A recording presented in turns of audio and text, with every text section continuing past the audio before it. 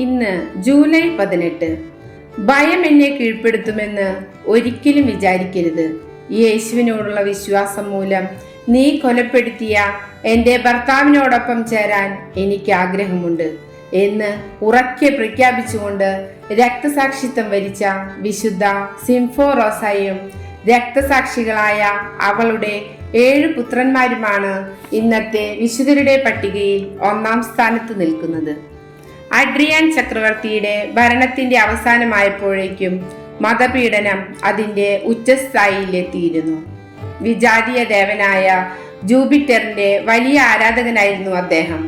അന്ധവിശ്വാസങ്ങളാൽ നയിക്കപ്പെട്ട ഈ ഭരണാധികാരി നിഷ്കളങ്കരായ ക്രിസ്ത്യാനികൾക്ക് നേരെ തന്റെ ക്രൂരത അതിഭീകരമാക്കി.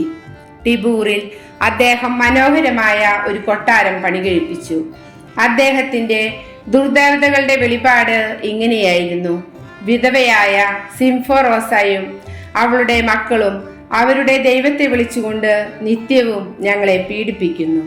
അവരെ ബലി കഴിക്കുകയാണെങ്കിൽ നിന്റെ ഏതാഗ്രഹവും സാധിപ്പിച്ചു തരാം. തന്റെ സമ്പത്ത് പാവപ്പെട്ടവർക്കും മതപീഡനത്തിനിരയായ ക്രിസ്ത്യാനികൾക്കും വേണ്ടിയായിരുന്നു സിംഫോറോസ വിനിയോഗിച്ചിരുന്നത്. തന്റെ സഹോദരനായിരുന്ന അമാൻഡിയൂസിനൊപ്പം രക്തസാക്ഷിത്വം വരിച്ച വിശുദ്ധ ജെഡിലിയൂസിന്റെ വിധവയായിരുന്നു ആ മഹതി. മക്കളോടൊത്ത് നിത്യാനന്ദം അനുഭവിക്കാനായി അവൾ അതിയായി ആഗ്രഹിച്ചിരുന്നു. നന്മ പ്രവൃത്തികളിലൂടെയും ഭക്തി മാർഗത്തിലൂടെയും അതിനായുള്ള തയ്യാറെടുപ്പുകൾ അവൾ നടത്തിയിരുന്നു. സിംഫോറോസിയെയും മക്കളെയും പിടികൂടി രാജസന്നിധിയിൽ ഹാജരാക്കാൻ രാജാവ് ഉത്തരവിട്ടു. അത്യധികം പ്രാർത്ഥിച്ചുകൊണ്ടാണ് അവൾ രാജകൊട്ടാരത്തിലെത്തിയത്. രാജാവ് വളരെ സൗമ്യമായി തന്റെ ദൈവങ്ങളുടെ വിഗ്രഹങ്ങൾക്ക് ബലിയർപ്പിക്കുവാൻ അവളെ പ്രേരിപ്പിച്ചു. വിഗ്രഹങ്ങൾക്ക് ബലിയർപ്പിക്കുന്നതിലും ഭേദം യേശുവിന് വേണ്ടി പീഡനങ്ങൾ സഹിക്കുവാനാണ് ഞാൻ ഇഷ്ടപ്പെടുന്നതെന്ന് അവൾ മറുപടി നൽകി. ഇത് കേട്ട ചക്രവർത്തി ദേഷ്യത്തോടെ അവളോട് പറഞ്ഞു: ഒന്നുകിൽ നിന്റെ മക്കൾക്കൊപ്പം ഞങ്ങളുടെ ദൈവത്തിനെ ബലിയർപ്പിക്കുക, അല്ലെങ്കിൽ നിങ്ങളെ എല്ലാവരെയും എൻ്റെ ദൈവത്തിനെ ഞാൻ ബലിയർപ്പിക്കും.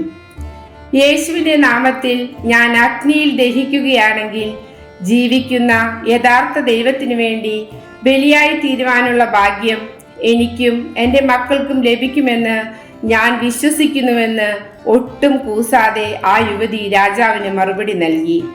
കുപിതനായ രാജാവ് അവളെ ഹെർക്കുലീസിന്റെ ക്ഷേത്രത്തിൽ കൊണ്ടുപോയി പല വിധത്തിലും പീഡിപ്പിച്ചു. യാതൊരു പീഡനങ്ങളും അവളിൽ ഏൽക്കാതെ വന്നപ്പോൾ ചക്രവർത്തി അവളുടെ കഴുത്തിൽ ഭാരമുള്ള കല്ല് കെട്ടി നദിയിലെറിയാൻ ഉത്തരവിട്ടു. അങ്ങനെ യേശുവിലുള്ള വിശ്വാസം അരക്കിട്ടുറപ്പിച്ചുകൊണ്ട് ആ ധീരവനിത രക്തസാക്ഷിത്വം വരിച്ചു. അടുത്ത ദിവസം ചക്രവർത്തി അവളുടെ 7 മക്കളെയും വിളിക്കുകയും വിഗ്രഹങ്ങളെ ആരാധിക്കാൻ പ്രേരിപ്പിക്കുകയും ചെയ്തു. അത് പരാജയപ്പെട്ടപ്പോൾ പലതരത്തിലുള്ള പീഡനമുറകൾ പ്രയോഗിച്ചു. ഒന്നും വിജയിച്ചില്ല എന്നു മാത്രമല്ല, ഭക്തരും ധീരരുമായ ആ യുവാക്കൾ ആ ക്രൂരമായ പീഡനത്തെ ഭയക്കുന്നതിന് പകരം പരസ്പരം ധൈര്യം നൽകുകയാണ് ചെയ്തത്. അവസാനം ചക്രവർത്തി അവരെ പലതരത്തിൽ വധിച്ചു. ഏറ്റവും മൂത്തവനായിരുന്ന ക്രസൻസിനെ കഴുത്തറത്തു കൊന്നു. രണ്ടാമനായ ജൂലിയനെ നെഞ്ചിൽ കുത്തി കൊലപ്പെടുത്തി. മൂന്നാമനായിരുന്ന നെമസിയൂസിനെ കുന്തത്താൽ കുത്തിക്കൊന്നു.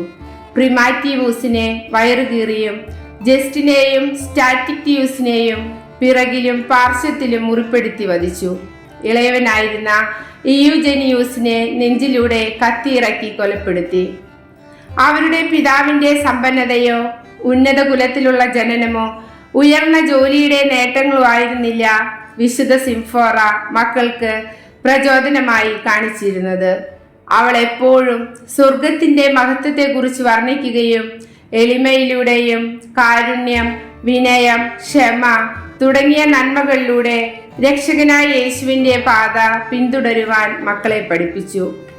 സ്വാർത്ഥ ലാഭങ്ങൾക്ക് വേണ്ടി ആരെയും തള്ളിപ്പറയാനും കൊള്ളയും കൊലയും നടത്താനും മടി കാണിക്കാത്ത ഇന്നത്തെ സമൂഹത്തിൽ വിശുദ്ധ സിംഫോറോസയും അവരുടെ ഭർത്താവും ധീരരായ ആ 7 വിശുദ്ധ മക്കളും നമുക്ക് ഒരു മാതൃകയാവട്ടെ.